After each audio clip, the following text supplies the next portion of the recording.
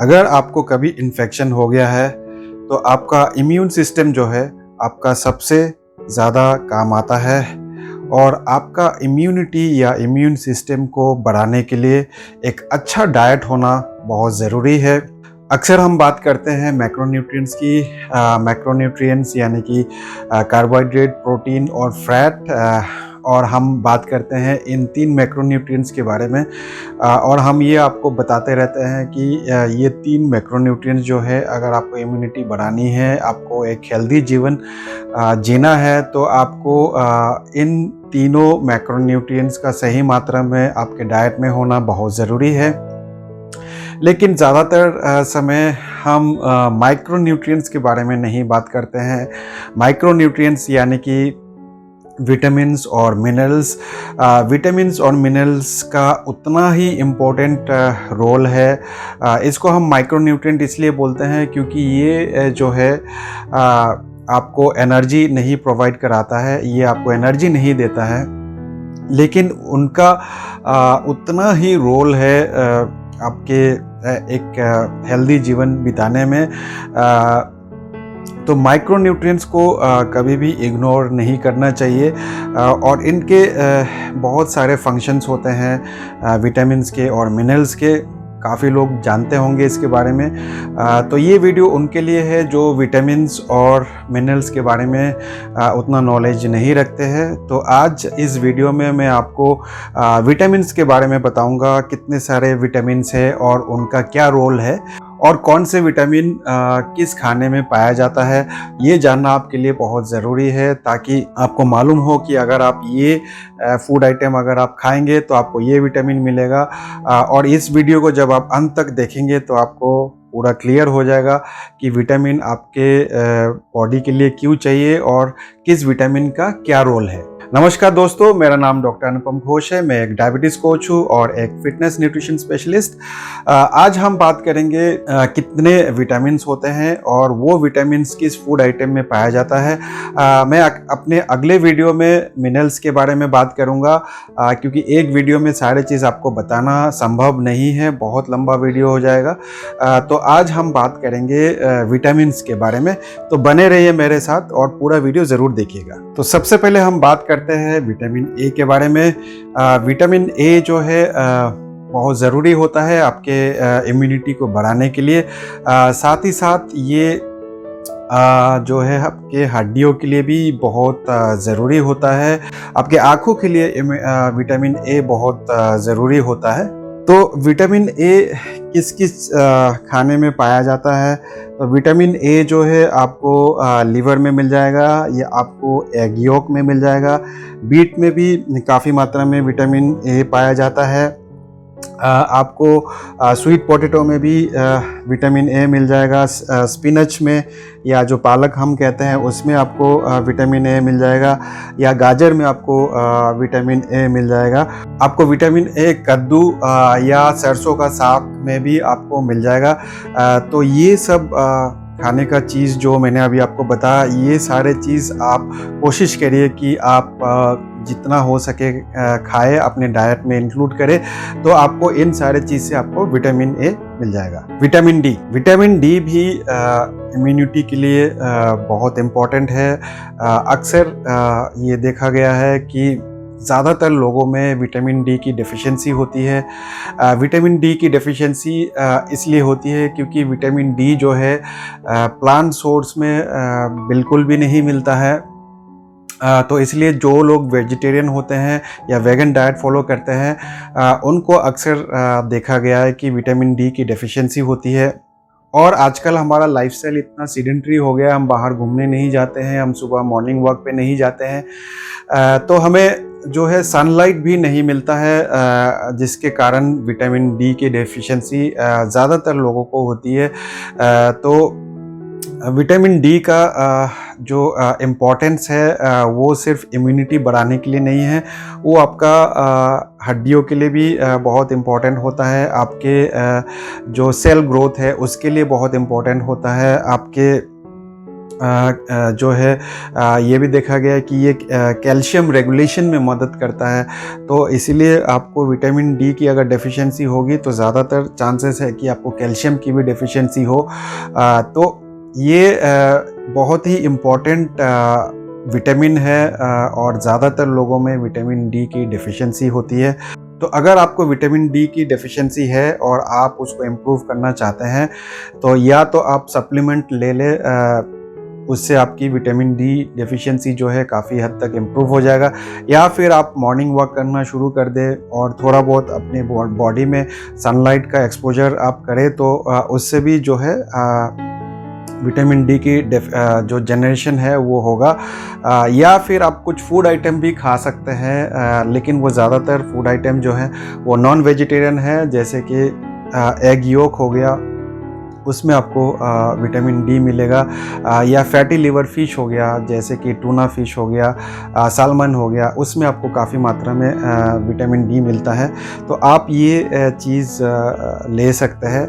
Vegetarian को थोड़ा दिक्कत है विटामिन डी मिलने में, तो उनसे मेरी रिक्वेस्ट है कि वो विटामिन डी की सप्लीमेंट ले ताकि विटामिन डी की डेफिशिएंसी ना हो उनको।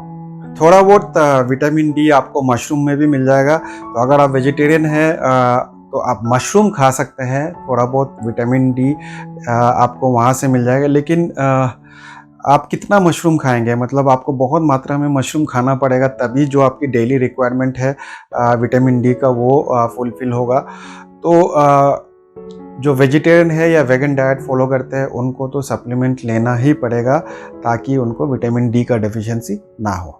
नेक्स्ट है विटामिन ई। विटामिन ई का जो रोल है वो आपके सेल मेम्ब्रेन को प्रोटेक्ट करता है और बाकी फैटी एसिड जो है उसको ऑक्सीडेशन से प्रिवेंट करता है। विटामिन ई आपके वाइट ब्लड सेल्स को प्रोटेक्ट करता है और विटामिन ई जो है ओवरऑल एंटीऑक्सीडेंट फंक्शन में भी हेल्पफुल होता है।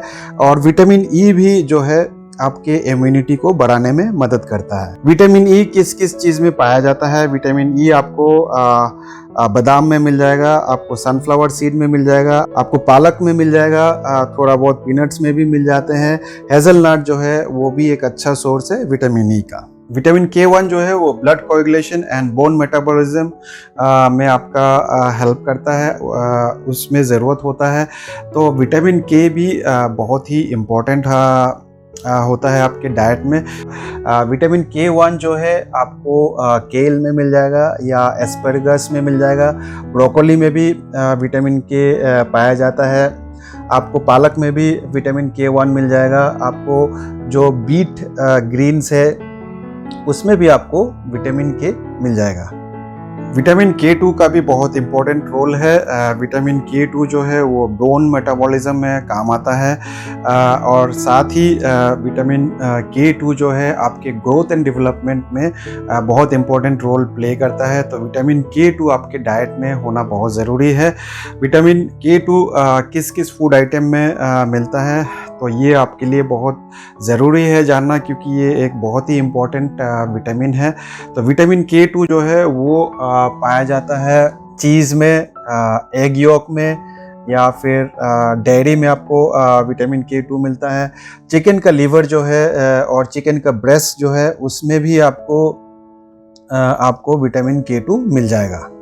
तो ये 4 विटामिन जो है A, D, E और K ये फैट सॉल्युबल विटामिन होते हैं, इसीलिए मैंने आपको इन चारों के बारे में सबसे पहले बताया है। नेक्स्ट आता है वाटर सॉल्युबल विटामिन जो कि विटामिन B और C है। विटामिन B में भी बहुत सारे विटामिन हैं, तो उसके बारे में मैं अभी आपको बताऊंगा। विटामिन B1 जिसको हम थायमिन भी बोलते हैं, ये जो है एक एंजाइम को फैक्टर के रूप में काम करता है फॉर कार्बोहाइड्रेट और एमिनो एसिड मेटाबॉलिज्म के लिए। विटामिन B1 किस किस खाने में मिलता है? आपको विटामिन B1 जो है वो आपको ओट्स में मिल जाएंगे, आपको एस्परगस में मिल जाएगा, आपको जो है पीज़ में मिल जाएंगे, आपको पोर्क में मिल जाएंगे और आपको सनफ्लावर सीड्स में भी विटामिन B जो है वो आपको मिल जाएगा। नेक्स्ट जो है वो है विटामिन बी टू को हम राइबोफ्लेविन बोलते हैं। इसका भी रोल एग्जैक्टली सेम है जो कि विटामिन बी1 का था। और विटामिन बी2 जो है वो आपको मिल जाएंगे कॉटेज चीज़ पे या जिसको हम पनीर बोलते हैं, आपको योगर्ट पे या फिर दही में मिल जाएंगे। सोयाबीन्स में आपको विटामिन बी2 मिलेगा, आपको मशरूम्स में भी मिलेगा, दूध में मिल सकता है आपको विटामिन बी2, आपको जो है आलमंड्स में मिल जाएंगे, बादाम जिसको हम बोलते हैं, या फिर आपको अंडे में मिल जाएगा। और आपको बी2 जो है वो आपको पालक में भी बी2 मिल जाएगा। अगला जो है वो है विटामिन बी3। विटामिन बी3 जो है उसको हम नियासिन बोलते हैं। नियासिन भी जो है काफ़ी हद तक बी1 और बी2 के जैसा ही उसका रोल है, लेकिन साथ ही साथ वो जो है वो डीएनए रेप्लिकेशन या रिपेयर में उसका इम्पोर्टेंस है। विटामिन बी3 जो है ये आपको टूना फिश में मिल जाएगा, चिकन ब्रेस्ट में मिल जाएगा, आपको सैल्मन में मिल जाएगा, आपको मशरूम में भी थोड़ा बहुत विटामिन बी3 मिल सकता है, या फिर आपको जो कैंड टोमेटो प्रोडक्ट्स होता है उसमें भी आपको विटामिन बी3 मिल जाएगा। नेक्स्ट जो है वो है विटामिन बी5। विटामिन बी5 को हम पेंटोथेनिक एसिड बोलते हैं। पेंटोथेनिक एसिड का भी वैसा ही रोल है जो बी1, बी2 और बी3 का था। उसके साथ जो है ये आपको कोलेस्ट्रॉल प्रोडक्शन में मदद करता है। कोलेस्ट्रॉल प्रोडक्शन आपके बॉडी में होता है, तो अगर आप बाहर से कोलेस्ट्रॉल नहीं भी खाते हैं तो भी आपका बॉडी जो है कोलेस्ट्रॉल प्रोड्यूस करता है। और कोलेस्ट्रॉल प्रोड्यूस करने के लिए बी5 का होना काफ़ी ज़रूरी होता है। साथ ही ये आपके बालों के लिए बहुत अच्छा होता है, आपके स्किन के लिए अच्छा होता है, आपके आँखों के लिए अच्छा होता है।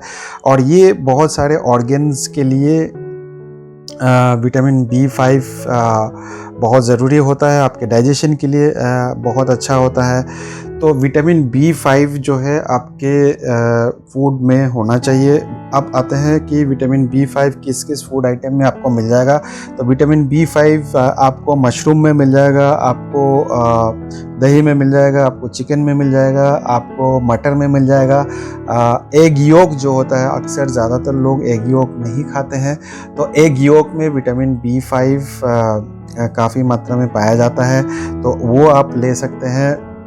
और विटामिन बी5 जो है वो स्वीट पोटैटो भी में मिलता है। तो अगर आपको डायबिटीज़ या कार्बोहाइड्रेट इंटॉलरेंस का प्रॉब्लम नहीं है तो आप स्वीट पोटैटो भी ले सकते हैं। नेक्स्ट होता है विटामिन बी6। बी6 जो है वो पायरिडॉक्सिन है। पायरिडॉक्सिन जो है वो बाकी बी विटामिन्स के जैसा ही काम करता है। इसके साथ ये जो है सिंथेसिस ऑफ ब्लड सेल्स के लिए भी हेल्पफुल होता है। तो बी6 आपको मिल जाएगा पालक से, आपको मिल जाएगा पोटैटो से, सालमन से भी मिल जाएंगे, आपको चिकन से भी मिल जाएगा, आपको टूना फिश से भी मिल जाएगा, और थोड़ा बहुत आपको केला से भी आपको बी6 मिल जाएगा। नेक्स्ट आते हैं बी7। विटामिन बी7 को हम बायोटिन भी बोलते हैं। बायोटिन का भी वैसा ही रोल है जो बाकी विटामिन का मैंने आपको ऑलरेडी बताया है। और विटामिन बी7 जो है वो आपको मिलेगा नट्स में, एग योक में मिल जाएगा, स्वीट पोटैटो में मिल जाएगा, प्याज में आपको विटामिन बी7 मिलेगा, आपको मशरूम में मिल जाएगा, टोमेटो में मिल जाएगा, या फिर आपको मूंगफली है उनमें भी आपको बी7 मिल जाएगा। विटामिन बी9 जिसको हम फोलेट बोलते हैं, ये भी एक एंजाइम को फैक्टर के रूप में काम करता है फॉर एमिनो एसिड मेटाबॉलिज्म। ये डीएनए सिंथेसिस में भी आपको हेल्पफुल रहता है। और विटामिन बी9 जो है जो होमोसिस्टीन का मेटाबॉलिज्म है उसमें भी इसकी रिक्वायरमेंट होती है। विटामिन बी9 आपको मिल जाएगा पालक में, आपको मिल जाएगा लेट्यूस में, आपको चिकन लिवर में मिल जाएगा, किडनी बीन्स जो होता है उसमें मिल जाएगा, आपको एस्परगस में मिल जाएगा, या फिर ब्लैक बीन्स जो होते हैं या ब्रोकोली होता है उसमें भी आपको विटामिन बी9 मिल जाएगा। नेक्स्ट है विटामिन बी12। विटामिन बी12 को हम कोबालामिन बोलते हैं। विटामिन बी12 का जो रोल है वो ये है कि ये ब्लड फॉर्मेशन में आपका हेल्प करता है, आपका नर्वस सिस्टम के लिए बहुत इम्पोर्टेंट रोल प्ले करता है। और ये भी एक एंजाइम को फैक्टर है जो कि होमोसिस्टीन मेटाबॉलिज्म के लिए बहुत ज़रूरी होता है। विटामिन B12 जो है आपको बीफ के लीवर में मिल जाएगा या बीफ में मिल जाएगा, या आपको टूना फिश या जो सालमन है या सार्डिन है, इसमें आपको विटामिन B12 मिल जाएगा। तो आप देख सकते हैं ये B12 के लिए जितना भी मैंने नाम लिया है ये सारे नॉन वेजिटेरियन आइटम है। तो इसीलिए जो वेजिटेरियन होते हैं या वेगन डाइट फॉलो करते हैं उनमें ये देखा गया है कि B12 की डेफिशिएंसी होती है, क्योंकि प्लांट सोर्स में B12 नहीं मिलता है। ये B12 जो है ज़्यादातर एनिमल सोर्स में मिलता है, जो भी नाम मैंने अभी आपको बताया। तो इसीलिए अगर आप वेजिटेरियन डाइट फॉलो करते हैं तो आपको ज़्यादातर चांस है कि आपको B12 का डेफिशिएंसी होगा। तो इसीलिए आपको उस समय उस स्थिति में आपको विटामिन B12 का सप्लीमेंट लेना चाहिए। अगर आप B12 का सप्लीमेंट अलग से नहीं लेना चाहते तो आप B कॉम्प्लेक्स करके भी सप्लीमेंट आता है, तो वो सप्लीमेंट आप ले सकते हैं। वो सप्लीमेंट से आपको अच्छा फ़ायदा मिलेगा, इसीलिए क्योंकि ये सारे विटामिन्स जो मैंने आपको बताया इसका बहुत ही इम्पोर्टेंट रोल है आपके बॉडी सही तरीके से काम करने के लिए। तो ये विटामिन B कॉम्प्लेक्स जो है अगर आप वेजिटेरियन डाइट फॉलो करते हैं तो आपको विटामिन B कॉम्प्लेक्स का सप्लीमेंट ज़रूर लेना चाहिए। अब आते हैं आखिरी विटामिन पे, वो है विटामिन C। विटामिन C आजकल बहुत ज़्यादा चर्चे में है, क्योंकि विटामिन C का रोल जो है वो इम्यूनिटी में बहुत इम्पोर्टेंट रोल प्ले करता है। तो इसीलिए आप देखते होंगे कि जिनको भी कोविड का इन्फेक्शन हो रहा है उनको विटामिन C का रिकमेंडेशन किया जाता है, कहा जाता है कि आप विटामिन C लीजिए। तो विटामिन C बहुत इम्पोर्टेंट रोल प्ले करता है आपकी इम्यून सिस्टम को स्ट्रॉन्ग करने के लिए। तो आपको विटामिन C जो है आपके डाइट में बिल्कुल होना चाहिए। विटामिन C का इम्यूनिटी के अलावा और भी बहुत सारे रोल है। जो विटामिन C जो है वो कोलाजन सिंथेसिस में आपका मदद करता है, ये हार्मोन बनाने के लिए भी मदद करता है, ये एक एंटीऑक्सीडेंट है। इसका विटामिन C अगर आपके शरीर में कम होगा तो आपका आयरन एब्जॉर्प्शन भी कम होगा। तो इसीलिए विटामिन C भरपूर मात्रा में आपके डाइट में होना चाहिए, जिससे कि आपका आयरन का जो है वो एब्जॉर्प्शन अच्छा हो। अगर आयरन का डेफिशिएंसी होगा तो आपको एनीमिया हो सकता है। अब विटामिन C जो है ये DNA सिंथेसिस में भी काफ़ी इम्पोर्टेंट रोल प्ले करता है। अब विटामिन C किस किस खाने में मिलता है तो हम सब जानते हैं विटामिन C जो है वो भरपूर मात्रा में आपको मौसम्बी में मिल जाएगा, आपको अमरूद में मिल जाएगा, आपको संतरा जो है उसमें मिल जाएगा। इसके अलावा विटामिन C जो है वो पपीता में पाया जाता है, वो ब्रोकोली में आपको मिलेगा, स्ट्रॉबेरीज में मिलेगा, कीवी में मिलेगा। और जितने भी साइट्रस फ्रूट्स जो मैंने अभी आपको नाम बताया, साइट्रस फ्रूट्स यानी कि संतरा, मौसम्बी, ये सारे चीज़ और भी जो इस कैटेगरी में आते हैं वो आपको खाना चाहिए, रेगुलर खाना चाहिए, रोज़ खाना चाहिए। तो आपको विटामिन C की कभी डेफिशिएंसी नहीं होगा। और विटामिन C अगर अच्छे मात्रा में अगर आप खाएंगे तो आपका जो है इम्यून सिस्टम हमेशा स्ट्रॉन्ग रहेगा। तो दोस्तों इस वीडियो में इतना ही। आज हमने जाना विटामिन्स के बारे में। बहुत सारे विटामिन्स है, इनका क्या रोल है, किस खाने में कौन सा विटामिन पाया जाता है। विटामिन्स बहुत इम्पॉर्टेंट रोल प्ले करता है। ये भले ही इसको हम माइक्रोन्यूट्रिएंट बोलते हैं, पर ये एक मेजर रोल प्ले करता है आपके स्ट्रॉन्ग इम्यूनिटी के लिए, आपके हेल्थ के लिए। तो इसको आप इग्नोर मत करिए और कोशिश करिए कि जितना भी चीज़ मैंने आपको बताया, जितना भी फूड आइटम्स मैंने आपको बताया, वो सारे फूड आइटम आपके डाइट में होना चाहिए। अगर इस वीडियो से आपको थोड़ा बहुत भी अच्छा जानकारी मिला हो तो प्लीज़ अपने दोस्तों से, अपने परिवारजनों से शेयर करिए, ताकि उनको भी विटामिन्स के बारे में मालूम हो और वो भी अपना इम्यूनिटी जो है कैसे बढ़ाया जाता है वो उनको पता चले। इस वीडियो को देखने के लिए आप सबका बहुत बहुत धन्यवाद।